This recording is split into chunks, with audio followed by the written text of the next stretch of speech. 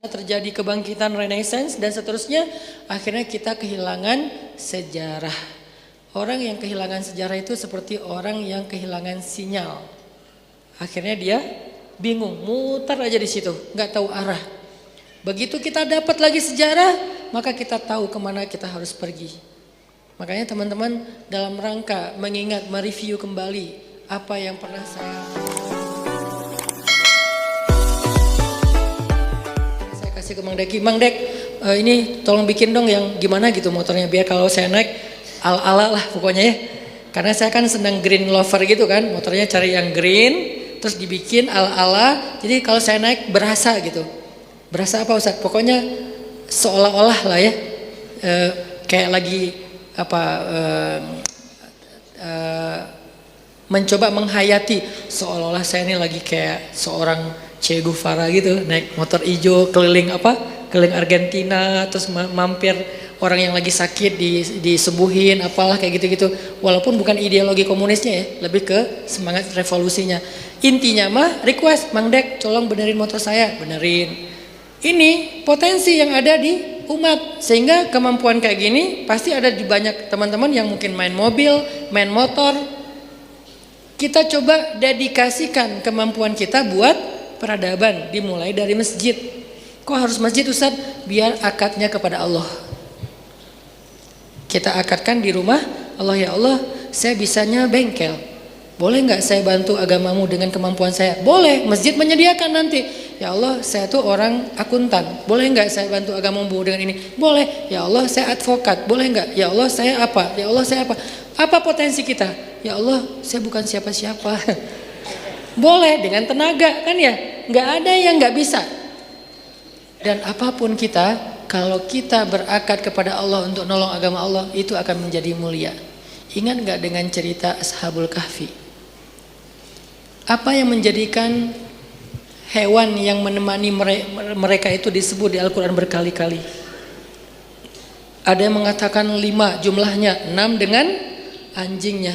Ada yang mengatakan 6, 7 dengan anjingnya, dan seterusnya kan ya. Kenapa anjing ini diulang-ulang berkali-kali dalam surat Al-Kahfi? Padahal anjing loh, tapi bukan dalam bahasa sapaan ya. Jadi apa, rabi'uhum kalbuhum, bukan rabi'uhum anjing, bukan. Rabi'uhum kalbuhum. Yang keempat adalah anjingnya. Kenapa Al-Quran sampai pakai diksi anjing di dalam surat Al-Kahfi? Padahal anjing itu hewan najis. Kenapa? Karena anjing ini menemani Ashabul Kahfi dalam dakwah mereka. Anjing aja seekor hewan najis pula, sampai disebut-sebut dia di dalam Al-Quran. Saking mulianya dia ketika dia berkontribusi dalam dakwah, itu anjing loh.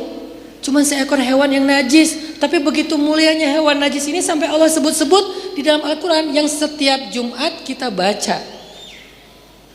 Dianjurkan membaca setiap hari Jumat, walaupun nggak wajib. Tapi sebagian orang membaca itu dan dikisahkan lagi. Bahkan sebagian ada yang sampai punya namanya, Kitmir misalnya, atau apapun. Sampai kemarin ada yang komen, Ustadz namanya, nama perkumpulan Ustadz yang kongres Ustadz itu Kitmir aja. Emang kita apa? Sampai 7 Ustadz ini mau dinamain Kitmir. Artinya emang saking pentingnya berkontribusi di dalam dakwah. Itu anjing Ashabul Kahfi. Makanya coba teman-teman baca di surat Al-Kahfi, atau baca juga di surat Yasin. Jadi hari Jumat kalau kita nggak baca Al-Kahfi, boleh baca Yasin, bebas. Dua-duanya baik, jangan dibenturin. Oh kalau Al-Kahfi berarti Wahabi, kalau Yasin berarti Aswaja. Sama, dua-duanya Al-Quran. Yang mau baca Al-Kahfi mangga, yang mau baca Yasin mangga, yang mau dua-duanya lebih keren lagi. Enggak juga, nggak apa-apa, dan nggak wajib kan. Yang nggak baca Yasin dan Al-Kahfi ya nggak apa-apa. Yang penting dia bukan termasuk orang yang tidak bisa atau tidak mau membaca Al-Quran. Coba teman-teman buka surat Yasin, surat 36.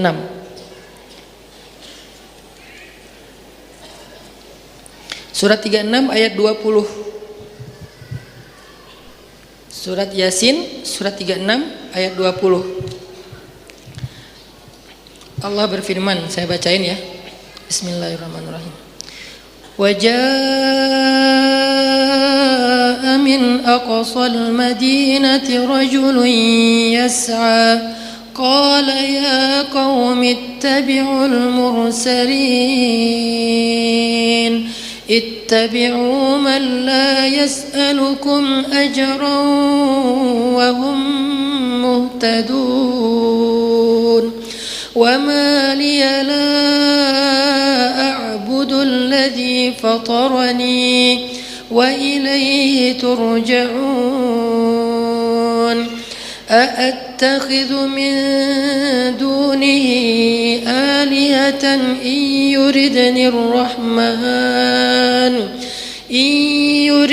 الرحمن بضر لا تغني عني شفاعتهم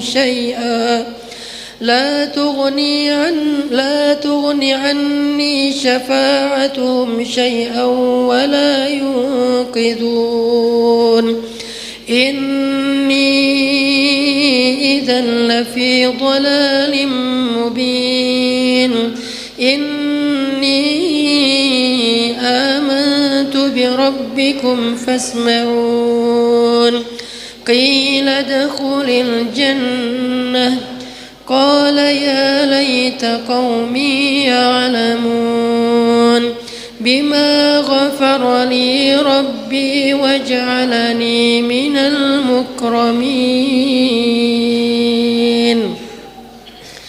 Dan tiba-tiba datanglah dari ujung kota seorang laki-laki.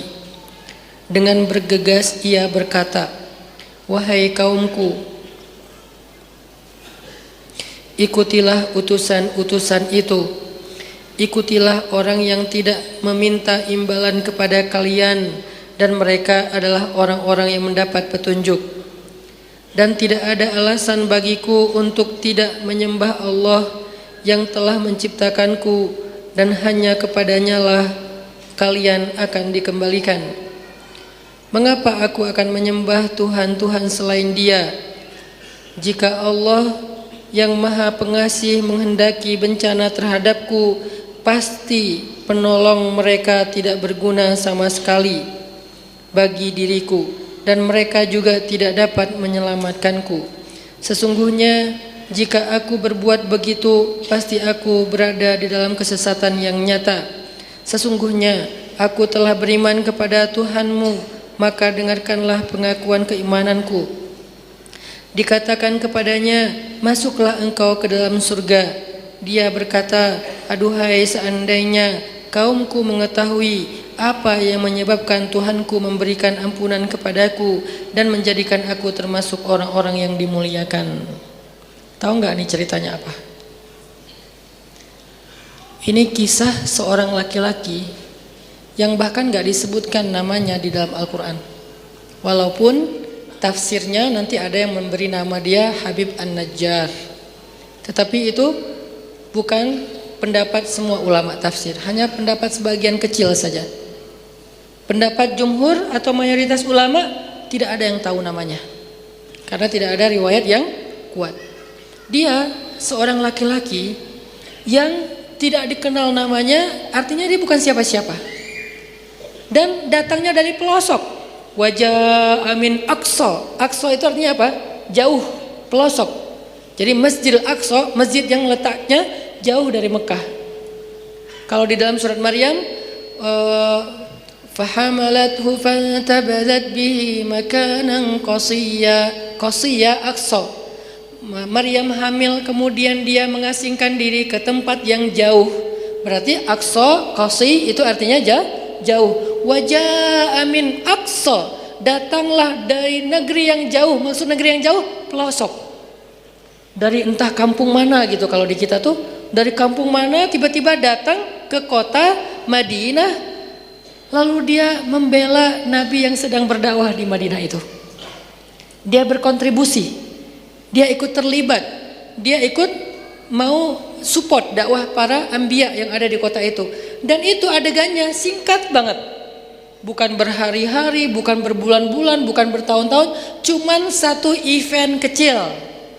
Cuman satu adegan kecil, lalu direkam oleh surat Yasin yang kita membacanya di hari Jumat berulang-ulang, ketika ada acara selamatan, ketika ada acara tahlilan. Surat ini dibaca terus, artinya kisah dia itu dibacakan terus-menerus Siapa dia? Dia bukan siapa-siapa.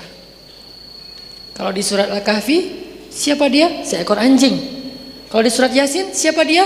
Rajulun min aqsal Madinah, laki-laki dari pelosok, dari pedalaman, orang kampung yang nggak dikenal siapa namanya. Allah tahu namanya, tapi Allah nggak nyebut. Kenapa? Karena Allah pengen ngasih tahu ke kita bahwa dia itu orang yang tidak terkenal, bukan selebgram, nggak punya akun sosmed malah. Artinya nggak punya pengikut, sama sekali nggak punya pengikut, orang biasa banget. Lalu ulama karena penasaran nyari-nyari tahu siapa ya, siapa. Akhirnya muncullah sebagian pendapat Habib An-Najjar. Arti An-Najjar tukang kayu. Dia tinggal di pelosok, kerjaannya itu bukan pengusaha, kerjaannya itu bukan seorang tuan tanah, kerjaannya itu bukan seorang selebriti, kerjaannya bukan public figure, cuman Najjar, cuman tukang kayu, bukan siapa-siapa. Tapi begitu dia terlibat dalam dakwah, apa yang dia dapatkan? Keterlibatannya pun nggak terlalu gimana gitu, besar tapi nggak, cuman adegan kecil. Kalau ukuran besar kecil kualitasnya Allah lebih tahu, tapi adegannya kecil. Apa adegannya? Dia cuma bilang, ya qaumi tabi'ul mursalin, wahai kaumku, wahai penduduk negeri, wahai orang Sunda. Kalau dia dari pelosok kampung di mana, di Garut atau di Tasik, tiba-tiba datang ke Bandung, ya orang-orang Sunda, ya kaumku, ittabi'ul mursalin, ikutilah para ulama, ikutilah ustadz itu, ikutilah guru itu, ikutilah kiai itu, ikutilah habib itu. Dulu ikutilah rasul itu. Cuman itu doang kontribusinya. Dia cuman ngajak orang ikut taklim, ngajak orang ikut tabligh akbar, ngajak orang ikut kajian ulama, ngajak orang ikut programnya Nabi yang ada di negeri itu. Ittabi'ul mursalin, ikutilah para nabi itu yang mengajarkan kalian kebenaran. Dia ngajak kalian menyembah Allah, dan saya pun akan ikut. Ternyata dia baru kali itu masuk agama para nabi. Artinya udah orang pelosok, nggak dikenal, ternyata juga belum beriman. Datang dia beriman, waktu itulah dia beriman. Ya mursalin, wahai para nabi, bersaksilah saya beriman kepada agama kalian.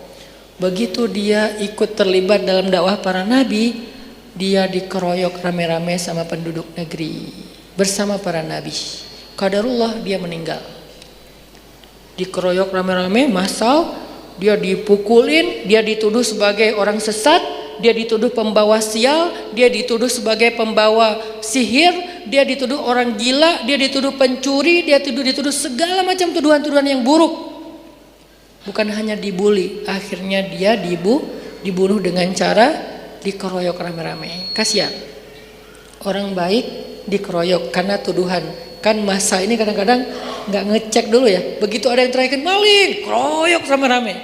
Terbunuhlah dia dalam insiden tersebut. Kebayang ya, dia terbunuh. Niatnya baik, cuma membantu dakwah Nabi. Yang dia bantu pun nggak gede-gede amat, cuman ikutilah dia, ikutilah Nabi itu, dia orang baik loh. Dibunuh. Ketika dia meninggal, apa kata Allah? Qila dakhulil jannah. Hari itu dia meninggal, hari itu juga Allah katakan, masuklah engkau ke surga. Coba, ini pentingnya berkontribusi untuk dakwah dengan potensi kita. Makanya kalau ada yang nanya kenapa harus di masjid Ustaz? Karena akadnya dengan Allah. Kalau akadnya dengan Allah, rewardnya dari Allah. Kita berakad kepada Allah untuk berkhidmat bagi agama dan bangsa. Amalnya, prakteknya, aktivitinya membangun negeri. Tapi akadnya bukan kepada pemerintah, akadnya bukan kepada pejabat, akadnya bukan kepada wali kota gubernur, akadnya bukan kepada RT RW, akadnya kepada Allah. Dilakukan di dalam masjid. Yang dilakukan apa? Islah wal imarah, memperbaiki dan membangun negerinya. Memperbaiki yang rusak dan membangun kembali. Itu kerjaannya. Gimana cara membangun? Tergantung dengan potensi kita. Ada yang membangun dengan potensi arsitek, orang-orang planologi, ada orang ini, orang itu segala macam. Kita bangun bareng-bareng negeri ini. Ternyata begitu dia meninggal, baru setengah hari, bahkan beberapa saat saja dia berdakwah, Allah langsung bilang, udkhulil jannah, masuklah kamu ke surga. Ketika dia masuk ke dalam surga, dia bilang gini, ya laita qaumi ya'lamun bima ghafara li rabbi wa ja'alani minal mukramin. Aduhai seandainya kaumku yang masih hidup di muka bumi itu tahu gimana keadaan aku setelah meninggal, bahwa aku diampuni dosaku oleh Allah, bahwa Allah memuliakan aku dalam surga. Aduhai seandainya mereka tahu pasti mereka akan beriman. Ya Allah, kata dia, hidupkan saya lagi ke dunia. Saya pengen ngasih tahu ke mereka keadaan saya sekarang. Kata Allah, tidak bisa, sudah berlaku sunnahku bahwa yang sudah mati tidak dikembalikan lagi ke bumi. Dia pengen balik lagi ke dunia, ngasih tahu kaumnya, kalian tahu nggak setelah kalian ngeroyok aku terus aku mati terus aku ngapain? Aku masuk surga loh saat itu juga, dan aku menikmati hidangan-hidangan surga. Aku diberikan nikmat surga, dimuliakan oleh Allah, dikasih istana yang luas, dikasih kehidupan yang nikmat, yang di dunia aja satu pun belum pernah aku rasain. Kalau kalian pengen kayak gini, yuk kita ittabi'ul mursalin. Sebegitu besarnya reward, penghargaan dari Allah kepada orang yang berkontribusi untuk dakwah. Padahal dia potensinya nggak besar. Potensinya cuma ittabi'ul mursalin. Gimana dengan Salman Al-Farisi yang dengan bakatnya, dengan potensinya dia berhasil melindungi kota Madinah yang di dalamnya ada Rasulullah, ada para sahabat, ada banyak perempuan, ada banyak anak kecil dari kezaliman orang-orang kafir Quraisy yang ada pada masa itu dalam perang Ahzab. Berarti kan lebih besar lagi nih. Makanya semua kita bisa berkontribusi untuk agama Allah, membangun negeri dengan potensi yang kita miliki. Syaratnya, yuk kita sama-sama support dakwah para ulama, para guru kita. Ustadz, saya sama Mang Ebit with A. Mang Ebit rapper. Orang dulu berpikir rapper, hubungannya dengan dakwah apa ya? Ternyata sekarang kita sering ada event-event, crowd event. Mang Ebit menyampaikan tentang Muslim Unite, kemudian Indonesia Pusaka dengan potensi suara beliau yang seorang rapper. Bawa DJ, ya Mang ya, bawa DJ. Orang rame, dakwah kok syubhat menyambar-nyambar. Bawa DJ di acara dakwah, makin aneh nih motivator satu ini, gitu kan ya. Padahal DJ kita nggak gini. DJ kita ya gitu. DJ kita datang itu pakai alat DJ, tapi yang dilakukan apa? Nyanyi lagu Indonesia tanah airku, tapi pakai cuman nggak akan Indonesia nggak akan digituin sih. Jadi nggak gitu, nggak nge-DJ yang gitu-gitu. Tanya deh yang Mang Ebit. Itu cuman alat doang untuk kayak jadi back sound gitu kan. Nggak akan digitu-gituin lah. Saya kalau ada foto sekali gitu, cuman pengen ngerasain apa sih yang kayak gini-gini rasanya apa sih? Udah kayak nyuci piring. Intinya mah ternyata lewat event kita, alhamdulillah beberapa teman-teman DJ itu jadi wah nyaman ya. Akhirnya ikut sholat isya bareng, sholat taubat bareng, zikir bareng, nangis. Ustadz, besok saya pengen ikut lagi acara ini, saya siap support dengan apa yang saya bisa. Alhamdulillah anak-anak muda semangat, Masya Allah. Ternyata dakwah lebih nyaman daripada konser. Dan kita nggak akan bikin lagu-lagu kayak David Guetta atau Alan Walker yang apa nggak, biasa aja. Lagunya Indonesia Pusaka, Indonesia Raya, sama Muslim Unite. Itu kayak udah jadi ini ya, album favorit kita lah. Supaya nasionalismenya naik, tapi semangat kebaikan juga bertambah. Itu potensinya dengan tergantung mazhab sih. Saya sama Ustadz Umar Mita kita sama-sama punya mazhab dan kita saling menghargai. Sampai kemarin pas lagi ketemu bareng gitu kita presentasi ya, presentasi pakai slide. Terus alat presentasi kita itu ada videonya. Pas presentasi ada videonya, video tentang Indonesia begini. Kita akan bangun Indonesia dengan cara ini. Kan ada back sound musiknya. Udah beres itu, kata Ustadz Umar Mita, ini bagus nih presentasinya nih, saya suka nih. Terus kata teman-teman, Ustadz ada musiknya. Oh ya ada musiknya, kok saya nggak berasa sih. Artinya Ustadz Umar Mita mulai terpengaruh, mulai hijrah, goyonan di antara kita. Intinya adalah kita saling menghargai sih. Intinya kita semua punya potensi yang bisa kita berikan dan kita kontribusikan untuk dakwah. Ada Inong. Sejak kapan skateboard bisa barengan dengan dakwah dan menjadi salah satu potensi untuk ngajak orang kepada kebaikan? Setelah kita coba skateboard, street culture itu bareng dengan kita. Bukan kita manfaatin, bukan. Kalau saya bukan memanfaatkan skateboarder. Saya hanya melihat teman-teman skateboarder, anak-anak street culture ini punya potensi. Kenapa kita nggak bareng aja?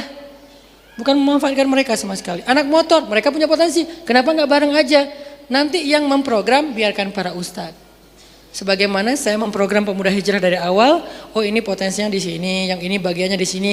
Kemudian Buni hijrah. Awal hijrahnya Buni itu dengar kajian Fall in Love Syariah dulu. Sekitar 2 atau 3 tahun yang lalu. Buni, oh kok Fall in Love ada syariah. Buni dengerin, wah nih lucu nih, enak nih. Akhirnya Buni hijrah. Buni hijrah, masuk. Jadilah MC kita. Kalau ada event, Buni MC, acaranya renyah, orang-orang nyaman. Potensi Buni MC, karena dia anak radio, anak TV, MC. Sekarang Buni bikin kelas, mengkaderisasi MC-MC berikutnya. Dengan satu model, genrenya. Kan mazhab juga nih, MC banyak mazhab kan. Ada mazhab Buni, nanti ada mazhab Edi Brokoli, ada mazhab siapa tuh yang dulu yang pakai bahasa Inggris itu. Kan banyak mazhab kan. Ini kalau semuanya potensi mereka bisa mereka berikan buat dakwah, bukankah itu akan menjadi sebuah karya besar peradaban? Malam ini saya mau ketemu sama teman-teman advokat muda. Lewat siapa? Lewat adik saya, Taufik, dia lawyer juga. Ustadz, teman-teman advokat pengen ketemu Ustadz, pengen diskusi-diskusi apa nih yang bisa kita lakuin bareng. Itu kan potensi kan? Berarti dikontribusikan buat dakwah. Apalagi? Alhamdulillah sekarang kita sama Rachel V-nya, Okin. Kan teman-teman kayak Rachel V-nya, Okin, Atta Halilintar, Raffi, beberapa teman-teman selebriti dan selebgram itu kan udah mulai ngaji nih. Rachel V-nya dengan potensi dia yang anaknya jenius banget, keren, dengan dia bikin kayak kemarin Raven is Out itu kan ya. Kan itu keren banget ya, ada sebuah konten tentang mental manusia tapi dibikin dalam bentuk festival. Ada orang yang caper, di situ bahasanya kalau nggak salah attention seeker. Attention seeker, bahasa kita apa? Caper ya. Cari perhatian, bahasa dia mah attention seeker dengan attention seeker room. Jadi ada satu ruangan yang banyak kamera, CCTV, komputer. Itu adalah mental orang yang caper. Sekarang kita kan mulai agak-agak attention seeker kan, kita segala macam udah harus ada kameranya, baru action kayak gitu-gitulah. Itu ada kayak kajiannya. Itu bagus, potensi Rachel V-nya alhamdulillah networkingnya dipakai buat support rumah teduh. Akhirnya rumah teduh sekarang punya 4 ambulan. Akhirnya rumah teduh sekarang punya 14 rumah menampung 200 pasien kanker yang kurang mampu lebih.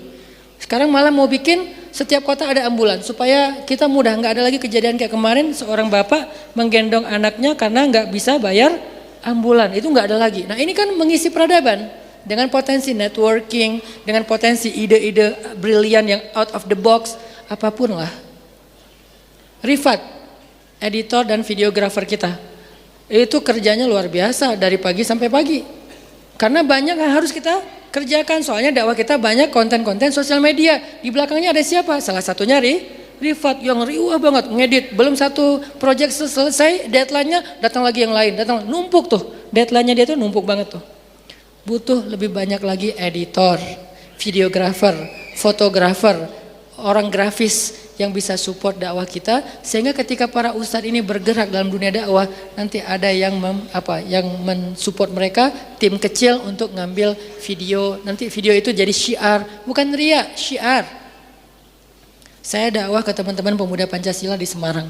Saya ngajak videografer Semarang, teman-teman bisa bantu saya nggak ngevideoin kegiatan tarbiyah saya sama teman-teman PP. Oh ya siap Ustaz, datang nih mereka bikin video. Akhirnya lewat video itu viral ke PP se-Indonesia, pengen kajian kayak gitu juga. Kan bagus kan?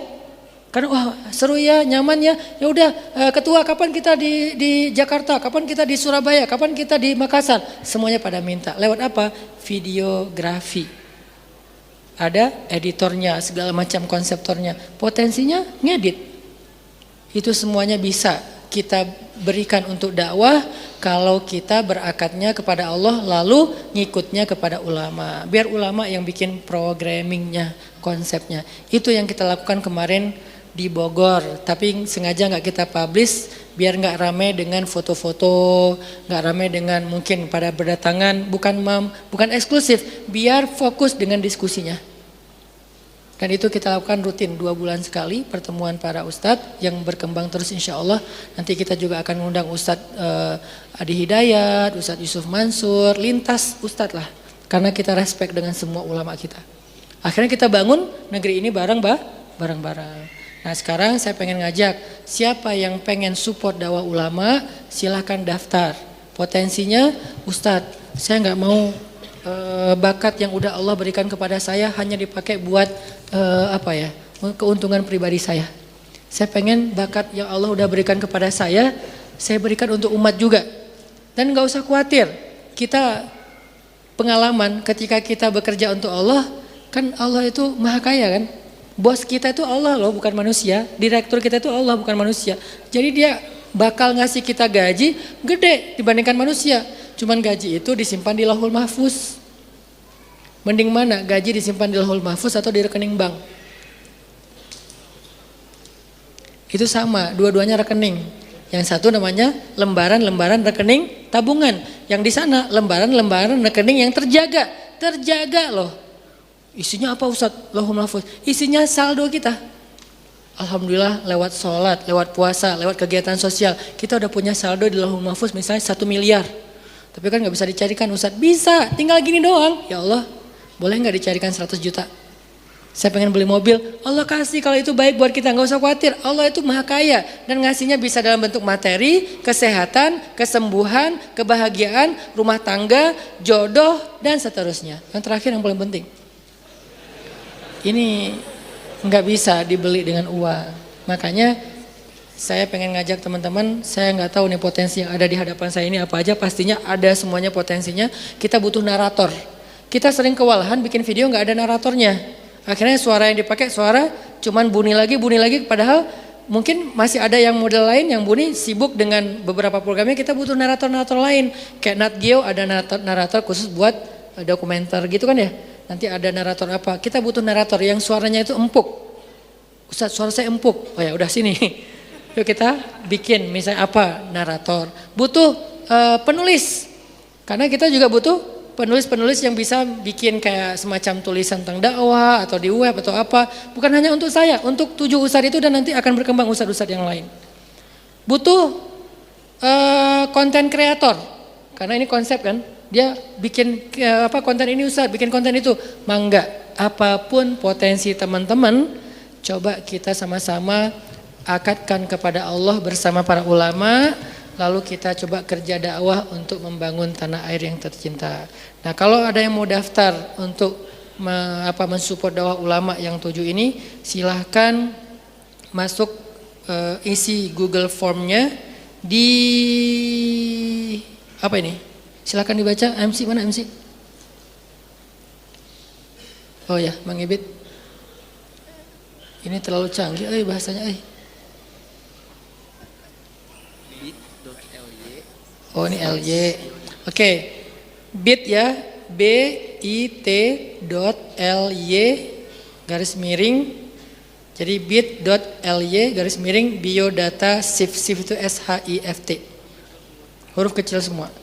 bit titik ly garis miring biodata shift tanpa spasi, tanpa underscore, biodata shift, semuanya huruf kecil. Nanti ngisi Google Form di situ udah ada potensi kita yang pengen kita kontribusikan buat dakwah, silakan diisi.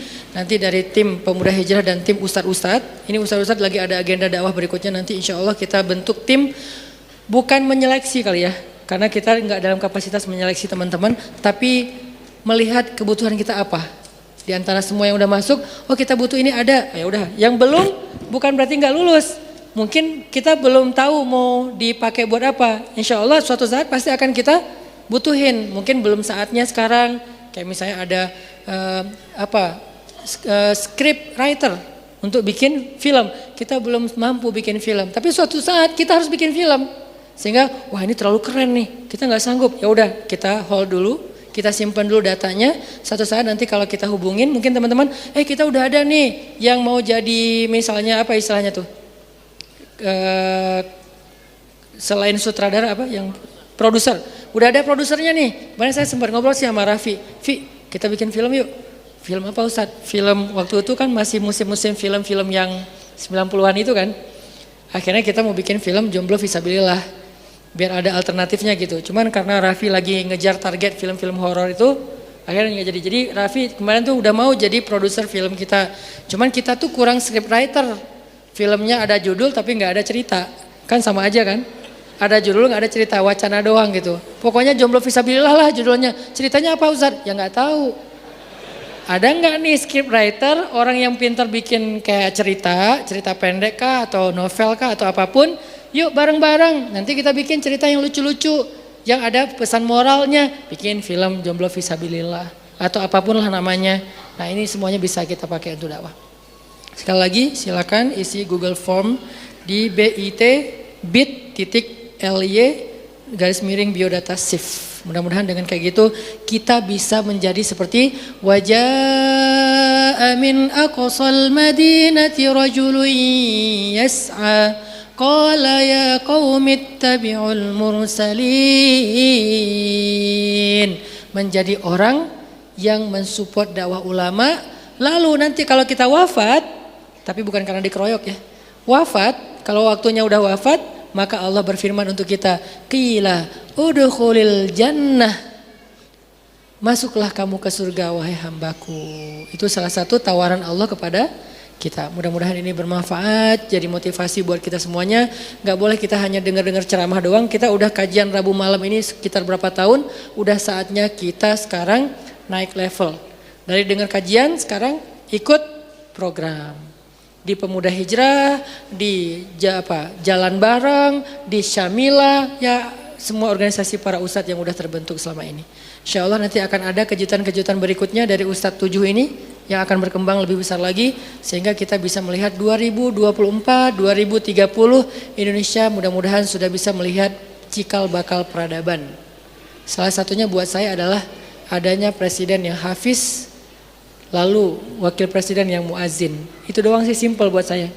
Azan subuh di Masjid Istiqlal, wakil presiden. Allahu Akbar, Allahu Akbar. Siapa? Wakil presiden, kan enak ya. Allahu Akbar, Allahu Akbar. Aduh kayak gimana gitu. Begitu sholat, Alhamdulillahi Rabbil Alamin. Siapa itu? Presiden. Wih ya. Buat saya sih sederhana itu. Saya nggak tahu nih masalah politik, terserah deh. Pokoknya itu. Mau dia orang partai, mau nggak partai saya nggak ngerti. Pokoknya hafiz dua-duanya. Ibu negara hafizoh. Ibu negara hafizoh kan keren ya. Oh jadi kalau lagi ada acara PKK atau apa namanya kalau ibu negara. Pokoknya gitu deh programnya, ngafal Quran buat anak-anak kecil, kurikulum sekolah udah ada Al-Qurannya, kan enak. Selain pastinya proyek-proyek sosial. Itu yang kita pengenin 10 atau 15 tahun ke depan dan itu tergantung kita yang ada di sini. Yang nanti warisan karya ini akan kita wariskan untuk anak-anak kita insya Allah. Barakallahu fiikum.